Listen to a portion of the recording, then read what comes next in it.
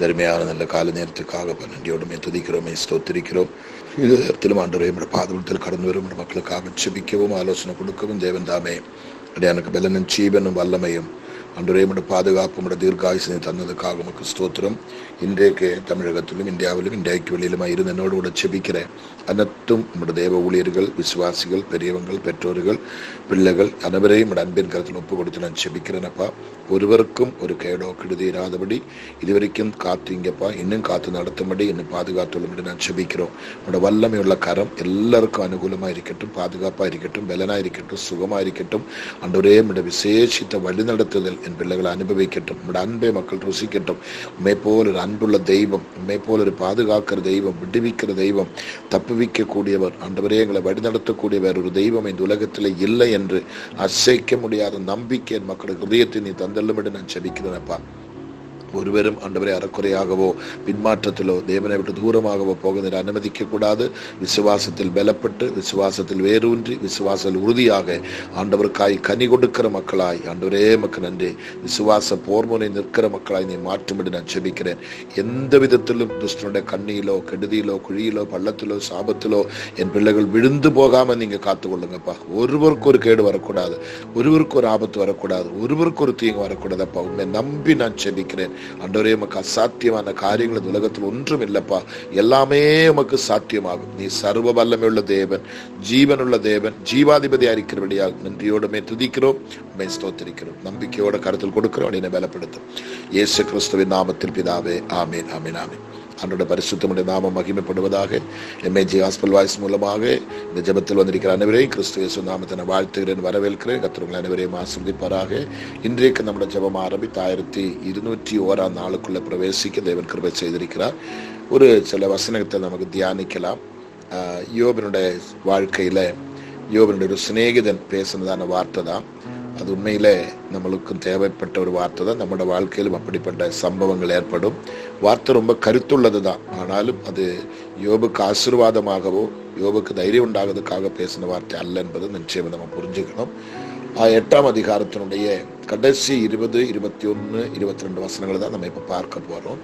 அதுக்கு முன்னவே அது 6 சொன்னதென்று பார்க்கும்போது அப்போ 1ஆம் வசனத்துல அப்பொழுது சூகியனான பில்தாது பிரதி உத்தரமாக என்று பார்க்கிறோம். இப்ப பில்தாது யோபினுடைய ஒரு சிநேகிதன், அவன் பேசின வார்த்தை தான் இது நம்ம பார்க்கலாம்.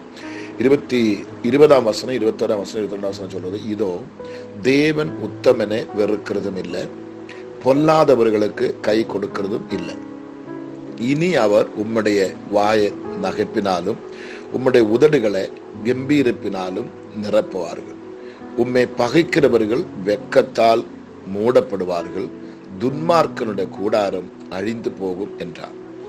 இது இடிமேல இடி விழுந்து வாழ்க்கை முழுவதும் நொந்து எல்லாமே நஷ்டப்பட்டு மரணத்துக்கு ஊசலாடி கொண்டிருக்கும் நேரத்துல ஒரு ஆறுதலாக சொல்ல வேண்டிய நேரத்தில் இந்த யோபினுடைய சிநேகிதன் பேசின வார்த்தைகள் தான் இது. பாருங்க, உண்மை பகைக்கிறவர்கள் வெட்கத்தால் மூடுவார்கள், துன்மார்க்கனுடைய கூடாரம் அழிந்து போகும் என்றார். அப்ப அவங்களோட பார்வையில யோபு பயங்கரமான துன்மார்க்கன், பயங்கரமான பாவி என்பதை அவங்க அந்த இடத்துல அங்க உன்னிப்பாக எடுத்து காட்டுகிறார். ஆனா அப்படி இல்லை, நமக்கு தெரியும். மேல் வசனம் பாத்தீங்களா, இதோ தேவன் உத்தமனை வெறுக்கிறதும் இல்லை. அப்படின்னா யோபர் உத்தமனாய் இருந்திருந்தால் அப்படி இல்லை. அடுத்த வார்த்தை பாருங்க, பொல்லாதவர்களுக்கு கை கொடுக்கறதும் இல்லை. அப்ப யோபர் பொல்லாதவன், உத்தமன் கிடையாது, பாவியில் பிரதான பாவி என்பதை அவனுக்கு முத்திரை போடுறாங்க. ஆனால் அந்த 21ஆம் வசனம் கொஞ்சம் நமக்கு ஒரு ஆறுதல் போல தெரியும். ஆனா அது வாழைப்பழத்துல ஊசி போடுற மாதிரி அந்த வார்த்தையும், இனி அவர் உம்முடைய வாயை நகைப்பினாலும் உம்முடைய உதடுகளை கம்பீரிப்பினாலும் நிரப்புவார். கர்த்தருக்கு ஸ்தோத்திரம். ஆனால் அவன் அது வேடிக்கைக்காக சொன்னாரோ கிண்டல் பண்ண சொன்னாரோ எனக்கு தெரியல.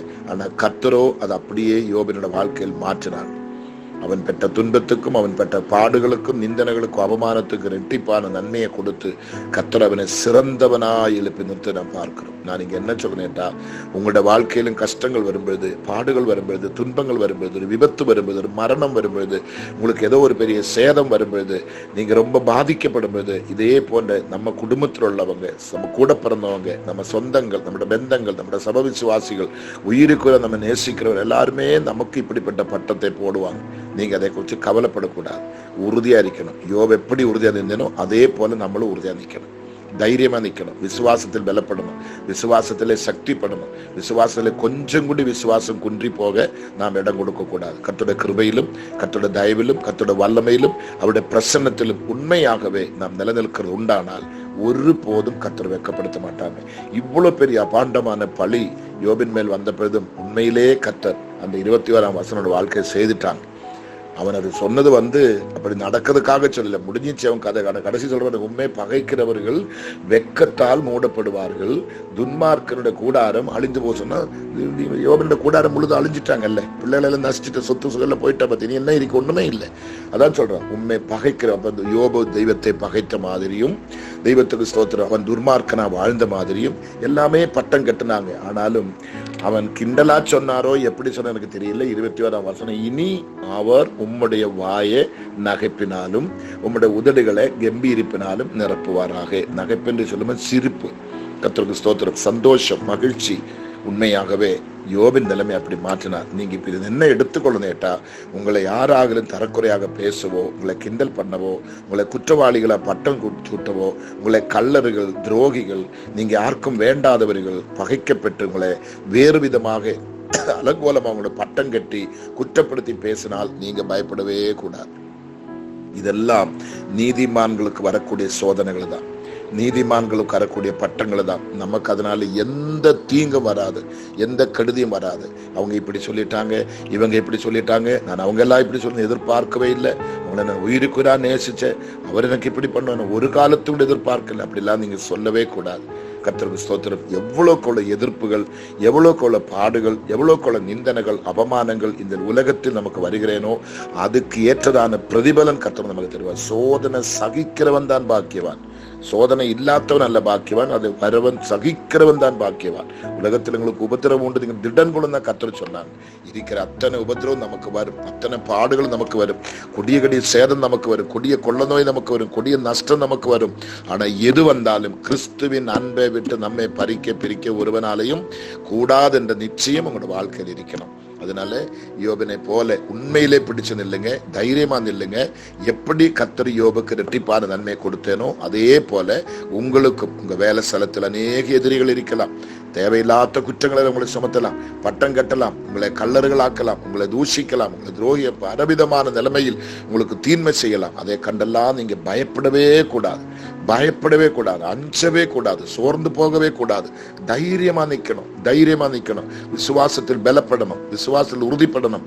அவங்க என்ன வேணுமா பேசட்டும், என்ன வேணுமா செய்யட்டும், என் ஆண்டவர் என்னோடு கூட இருக்கிறார், அவர் என்னை வெட்கப்படுத்த விட மாட்டார், நான் நாணிச்சு போக மாட்டேன், நான் வெட்கப்பட்டு போக மாட்டேன். அந்த தைரியம் உங்களுக்கு இருந்தால் நீங்க யோபு பெற்ற மாதிரி இரட்டிப்பான நன்மை பெற்று இந்த உலகத்தில் எதிரிகளுக்கு முன்பாக உங்களை கொச்சப்படுத்தினவங்க, கேலி செய்தவங்க முன்னாக கர்த்தர் உங்களை கனவான்களாக மேன்மையாக வைப்பார்.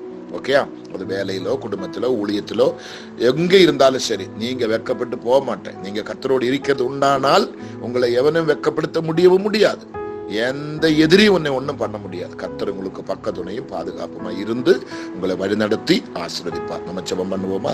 பரிசுத்தமில்லை நல்ல கர்த்தாவே, நன்மையான நல்ல நேரத்துக்காக நன்றியோடு நாங்கள் துதிக்கிறோம், ஸ்தோத்திரிக்கிறப்பா. இந்த நேரத்தில் உங்களுடைய பாதத்தில் கடந்து வரவும், என் மக்களுக்கு இந்த ஆலோசனை கொடுக்கவும் ஜெபிக்கவும் கர்த்தர் தந்த கிருபைகளுக்காக ஸ்தோத்திரம். இன்னைக்கு வாழ்க்கையில் பாதிக்கப்பட்டு நிந்திக்கப்பட்டு ஒரு குற்றம் கூட செய்யாத எத்தனையோ பிள்ளைகள் மேல அபாண்டமான பழிகளை செலுத்தி காயப்படுத்தி அவங்களை கண் கலங்க வைத்து அவங்களை வேடிக்கை பார்த்து உண்மையாகவே பல விதத்தில் அவங்களை கர்த்தாவை உபத்திரப்படுத்துகிற எதிரிகள் இருக்கலாம் அப்பா. அப்படி பாதிக்கப்பட்ட பிள்ளைகள் யாரெல்லாம் எங்கெல்லாம் இந்த ஜெபத்தில் இருக்கிறதோ அவங்களுக்கு இந்த ஆலோசனையும் இந்த ஜெபமும் ஒரு நல்ல பலனாய் மாறட்டும். அவங்களோட விசுவாச கண்கள் திறக்கட்டும், அவங்களோட விசுவாசம் பெருகட்டும், அவங்களுக்குள்ள நம்பிக்கை பெருகட்டும். அசைக்க முடியாத நம்பிக்கை அவர்களுக்குள்ள இப்ப கர்த்தர் கொண்டு வரும்படி இந்த நாமத்தை நான் ஜெபிக்கிறோம். எந்த விதத்திலும் சத்ரு என் பிள்ளைகளை அன்றைய அதமாக்குறதுக்கோ, வேதனைப்பிக்கிறதுக்கோ, வெட்கப்படுத்துறதுக்கோ, தலை குனிய வைக்கிறதுக்கோ அனுமதிக்க கூடாதப்பா. கேலி செய்யறவங்க முன்னாடி, பரிகசிக்கிறவங்க முன்னாடி, கல்லறியவங்க முன்னாடி, காரி துப்புறவங்க முன்னாடி, ஆண்டவரை எல்லாம் முடிஞ்சதுன்னு சொல்லி வேடிக்கை பார்த்து சிரிக்கிற எதிரிகளுக்கு முன்பாக, துரோகிகளுக்கு முன்பாக நீரன் மக்களுக்கு பந்தி ஆயத்தப்படுத்தும்படி நான் ஜெபிக்கிறேன். ஒவ்வொரு மக்களுக்கு நீ பந்தி ஆயத்தப்படுத்தும்படி நான் ஜெபிக்கிறேன். அன்றைய துக்கத்தோடு துன்பத்தோடு இருந்து அன்றைய மிகவும் பாதிக்கப்பட்டு மிகவும் உடைக்கப்பட்டு ஒவ்வொருடைய சொற்களையும் கேட்கும் பொழுது சகிக்க முடியாத நிலைமையில் பாதிக்கப்பட்டிருக்கிற ஒவ்வொரு பிள்ளைகளுக்கும் இது ஆறுதல் ஆறுதலாய் மாறட்டும், தைரியமாய் மாறட்டும், பலனாய் மாறட்டும். இந்த சத்திய வார்த்தை அவங்களோட வாழ்க்கையில் ஒரு பெரிய ஒரு சத்துவமாக பலனாய் கர்த்தர் மாற்றி கொடுக்கும்படி உங்களோட நாமத்தை நான் செபிக்கிறேன் அப்பா. ஒருவரும் சோர்ந்து போகக்கூடாது, ஒருவரும் வெக்கப்படக்கூடாது, ஒருவரும் நாணிச்சு போகக்கூடாது, ஒருவரும் தலகுனிஞ்சு போகக்கூடாதப்பா, ஒருவருக்கு ஒரு கேடு வரக்கூடாதப்பா. எல்லாரையும் உங்களோட கிருபைக்குள்ள, மகிமைக்குள்ள, வல்லமைக்குள்ள கர்த்தர் இடகட்டி மறைத்து பாதுகாத்து கிருபையினால் முடிசூட்டி என் பிள்ளைகள் எங்க இருந்தாலும் தலை சிறந்தவங்களாய், தலை குனிஞ்சு நிற்க கூடாதப்பா, தலை நிமிர்ந்து நிற்க கர்த்தர் கிருபை தருவீராக. எங்கெல்லாம் வெட்கப்பட்டேனோ, எங்கெல்லாம் தலை குனிஞ்சேனோ, எங்கெல்லாம் நாணிச்சேனோ, எங்கெல்லாம் வேதனைப்பட்டேனோ, யாரெல்லாம் அவங்களை வேடிக்கை பார்த்து பரிகசித்து சிரித்தேனோ, அங்க எல்லாம் என் பிள்ளைகள் தலை சிறந்து நிற்க கர்த்தர் கிருபை தர போறதுக்காக நன்றி அப்பா. விசுவாசிக்கிற அத்தனை பேர்களுக்கு அப்படி செய்யணும் ஆண்டவரே. அத்தனை பேரோட வாழ்க்கையிலும் இந்த சாட்சி நான் கேட்கணும்ப்பா. என் வாழ்க்கை இப்படி இருந்தது, எதுக்கு நான் வாழணும், நான் செத்து போய் விடலாமா, எனக்கு எதுக்கு ஒரு வாழ்க்கை, இப்படி எல்லாம் நான் எதிர்பார்க்கல. நான் நேசிக்கிறவர், நான் உயிர் கொடுத்து பாதுகாத்தவர், நான் நன்மை செய்தவர், அல்லைங்க நான் எப்படி எல்லாமோ ஆமீன் கர்த்தருக்கு ஸ்தோத்திரம், கிறிஸ்துவின் அன்பிலே பாதுகாத்து என்னோட பிள்ளைகள் எனக்கு துரோகமாய் பண்றாரே என்று சொல்லி நீங்க யாராகிலும் காயப்பட்டு இருக்கிறது உண்டானால் நிச்சயம் கர்த்தர் இன்னைக்கு உங்களை சந்திக்கிறார், உங்களுக்கு அற்புதத்தை செய்கிறார். நீங்க வெட்கப்பட்டு போக மாட்டீங்க, நிச்சயமா வெட்கப்பட்டு போக மாட்டேன், நீங்க நாணிச்சு போக மாட்டேன், நீங்க சோர்ந்து போக மாட்டேன், நீங்க தலை குனிய மாட்டேன். உங்களுக்கு எதுவுமே சேதமாகாது, எதுவுமே சேதமாகாது. அந்த 26ஆம் வசனத்தை எடுத்துடுங்க.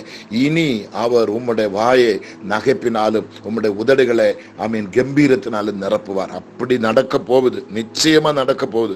அதனுடைய எதிரி உன்னை சொல்லி கிண்டல் பண்ணாலும் சரி, நிஜமாகவே கர்த்தர் உன்னை கம்பீர சத்தமாக கம்பீர வாழ்க்கை கர்த்தருக்கு தரப்போகிறார். நஷ்டப்பட்டதெல்லாம் திரும்பி வரப்போகுது. சோர்ந்து போகக்கூடாது, பலவீனப்படக்கூடாது. கர்த்தர் உன்னை ஒருபோது கைவிட மாட்டார், உங்களை மறக்க மாட்டார். கர்த்தர் உங்க கூடவே இருந்து இயேசுப்பா ஆச்சரிய விதமாய், அற்புத விதமாய், மகிமையோடு, மகிழ்ச்சியோடு, கம்பீரமாய் தெய்வம் உங்களை நடத்துவார். அதற்கு எந்த சந்தேகமே இல்லை. விசுவாசிங்க, பதறாதுங்க, சோர்ந்து போகாதுங்க, தைரியமா நில்லுங்க. நம்முடைய இயேசு ஜீவிக்கிறார், நம்முடைய ஆண்டவர் ஜீவிக்கிறார். அவர் நம்மோடு கூட இருக்கிறார். அவர் நம்மளை காண்கின்ற தேவன், நம்மை வழி நடத்துகிற தேவன், நம்மளை பராமரிக்கிற தேவன், நம்மளை தூக்கி சுமக்கிற கர்த்தர். யாருக்கும் கர்த்தர் உங்களை வேடிக்கையாய் விட்டு கொடுக்க மாட்டேன், பரிகாச பாத்திரங்களாய் தெய்வம் உங்களை விட்டு கொடுக்க மாட்டேன். யாரும் உங்களுக்கு கேலி கூத்தாய் தெய்வம் விட்டு கொடுக்க மாட்டேன்.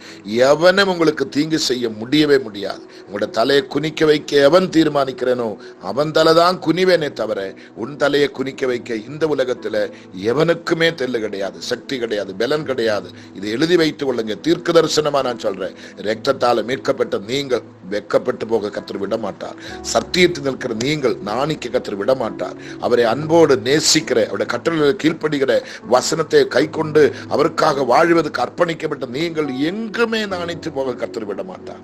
உங்களோட படிப்பில் இருக்கலாம், திருமண வாழ்க்கையில இருக்கலாம், குடும்ப வாழ்க்கையில இருக்கலாம், வேலையில இருக்கலாம், ஊழியத்தில் இருக்கலாம், நீங்க செய்யற தொழில இருக்கலாம். எங்கெல்லாம் நீங்க பராஜயப்பட்டு தோற்று கிடக்கிறேனோ அங்கெல்லாம் கர்த்தர் இறங்கி வருவாங்க, உதவி செய்வாங்க. கைவிடவே மாட்டார், நிச்சயமா கைவிட மாட்டார். கர்த்தர் சொன்ன வார்த்தை பாருங்க, இதோ தேவன் உத்தமனை வெறுத்து வெறுக்கிறதும் இல்லை. தேவன் உத்தமனை வெறுக்கிறதும் இல்லை, பொல்லாதவர்களுக்கு கை கொடுக்கறதும் இல்லை. உத்தமனா இருந்தா அவனை வெறுக்க மாட்டாரா? அதே நேரத்தில் நீ பொல்லாங்கு செய்தா உன்னை என்ன பண்ண மாட்டா கர்த்தர், உனக்கு கை கொடுக்க மாட்டேன்னு சொல்லி யோபனோடு பேசுறாங்க. அவனுடைய எல்லா வாழ்க்கையும் நொந்து வெந்திருக்கும்னு சொல்றாங்க. நீ ஒரு பாவிதான், நீ பொல்லாதவன் தான், அதனாலதான் கர்த்தர் உனக்கு கை கொடுக்கல.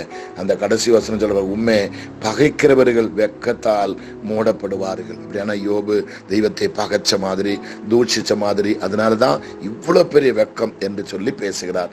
துன்மார்க்கனுடைய கூடாரம் அழிந்து போகும் என்றார். அப்படின்னா யோபு அந்த சந்ததிகள் துன்மார்க்கமாய் இருந்ததுனால வீடெல்லாம் அழிஞ்சு, பிள்ளைகள் சத்து, ஆடு மாடுகள் எல்லாம் நஷ்டப்பட்டு, சொத்தெல்லாம் பறி போய், சரீரம் வியாதிப்பட்டு புழுத்து கிடக்க காரணம் நீ ஒரு துன்மார்க்கன் என்பதை அவனுடைய எதிரி ஆகியனவல்ல, சொந்த சிநேகிதன் எடுத்து காட்டுகிறான். அதில் ஒன்றும் யோபு மனம் பதறவே இல்லை. அவனுக்கு தெரியும், நான் ஆராதிக்கிறவன் இன்னார் என்பதை நான் அறிந்திருக்கிறேன்.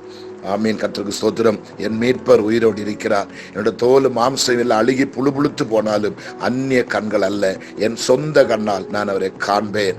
என் மீட்பர் உயிரோடு இருக்கிறார். இதான் யோபின் சவால். அவன் சவாலோடு நின்றதுனால அவனுக்கு நஷ்டப்பட்டதெல்லாம் கர்த்தர் ரெட்டிப்பாய் திருப்பி கொடுத்தது போல உங்களோட வாழ்க்கையில் எதெல்லாம் நஷ்டப்பட்டு இருக்கிறதோ, எதெல்லாம் கை கூடி வராம இருக்கிறதோ, எதை வைத்து உங்களை தூண்டி தூண்டி வேதனைப்படுத்தி கண்கலங்க வைக்கிறேனோ, தலகுனியை வைக்க பார்க்கிறேனோ, உங்களோட விசுவாசத்தை தொலைக்க பார்க்கிறேனோ அங்கே கர்த்தர் இப்ப இறங்கி வருவார். இன்றைக்கு வருவார். இந்த 1201 நாள் உங்களுக்கு அற்புதம் நடக்க போகுது. நீங்க விசுவாசிக்கணும், நம்பணும், அசையக்கூடாது, சோர்ந்து போக கூடாது.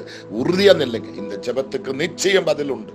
நீங்க நிச்சயமா தலை சிறந்தவங்களாய் எழும்பி நிக்க போறீங்க. எங்கெல்லாம் வெட்கப்பட்டனோ அங்க நீங்க நிமிர்ந்து நிக்க போறீங்க. அன்றைய இந்த ஜெபத்தை நீ கேட்டதுக்காக நன்றி. இதில் இருக்கிற ஒவ்வொரு மக்களையும் கர்த்தர் ஆசீர்வதித்து கனப்படுத்துங்க. ஒருவரும் விசுவாசத்தை பின்வாங்கி போக விடக்கூடாது.